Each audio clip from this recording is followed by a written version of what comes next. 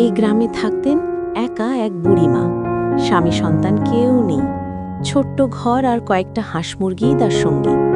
বুড়ি মনে মনে বলতে থাকে, আহারে জীবন, সবাই চলে গেল, আমি একাই রইলাম। তবু আল্লাহ যা দেন তাই ভালো।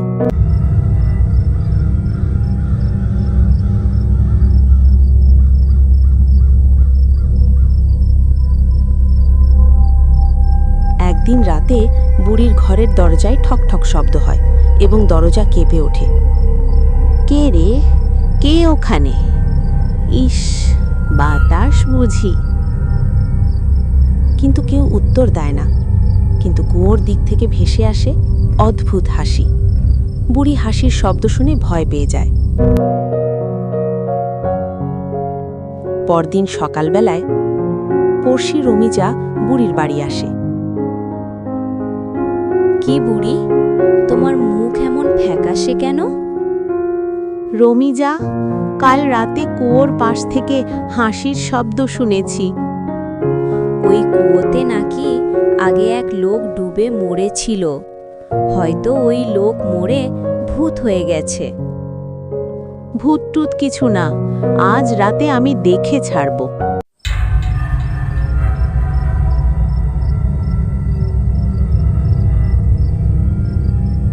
রাত গভীর। বুড়ি লাঠি হাতে কুয়োর পাশে যায়।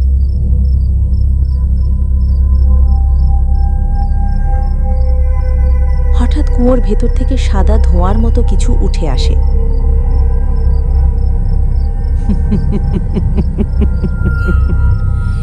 কে আমার জায়গায় এসেছে?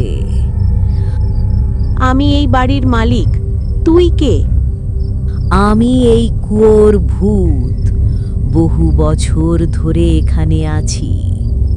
তুই মানুষকে ভয় দেখাস কেন? কূপের ভেতর থেকে ধীরে ধীরে এক সাদা ছায়া মূর্তি দেখা যায়।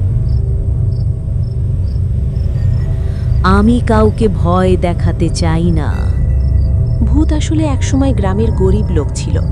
দুর্ঘটনায় কুয়োয় পড়ে মারা যায়। তার আত্মা শান্তি পায়নি। ভূতের কথা শুনে বুড়ির মায়া হয় এবং মনে মনে ভাবতে লাগে, আমিও তো একা। পরদিন থেকে বুড়ি রাতে কুয়োর পাশে বসে বসে সারা রাত ভূতের সাথে গল্প করে করে সময় কাটাতে থাকে।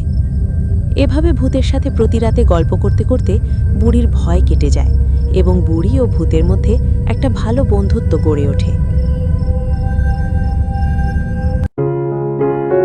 এভাবে বুড়ি ও ভূতের ভালোই দিন যাচ্ছিল। হঠাৎ একদিন গ্রামে এক লোভী জমিদার আসে এবং জমিদার বুড়িকে বলতে থাকে, এই পুরনো বাড়ি বিক্রি করো বুড়ি, এখানে ফ্যাক্টরি বানাবো। না, এটা আমার স্বামীর স্মৃতি, এ বাড়ি আমি কোনো দিন বিক্রি করব না। বুড়ির কথা শুনে জমিদার ভীষণ রেগে যায় এবং মনে মনে ভাবতে থাকে, বুড়িকে ভূতের ভয় দেখিয়ে তাড়াতে হবে।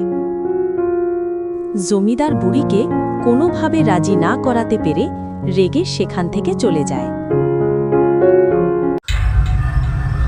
রাতে জমিদারের লোকজন সাদা কাপড় পরে বুড়িকে ভয় দেখাতে আসে।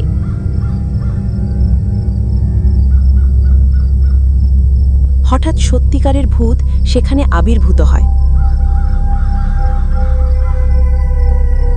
আমার বন্ধুকে ভয় দেখাচ্ছিস কেন? ভূতের কথা শুনে লোকজন দৌড়ে পালাতে থাকে।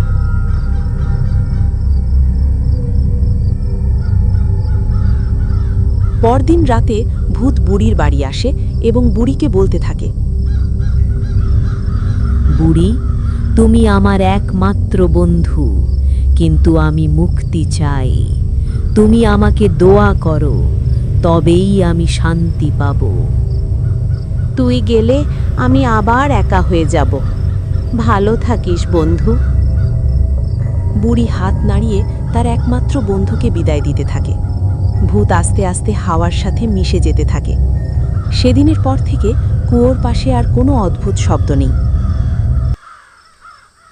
তারপর থেকে সারা রাত ওই গ্রামের মানুষ কোনো ভয় ছাড়াই চলাফেরা করতে লাগে। সেই থেকে কুয়োর ভূত আর কাউকে ভয় দেখায়নি, কারণ সে পেয়েছিল একটুখানি ভালোবাসা।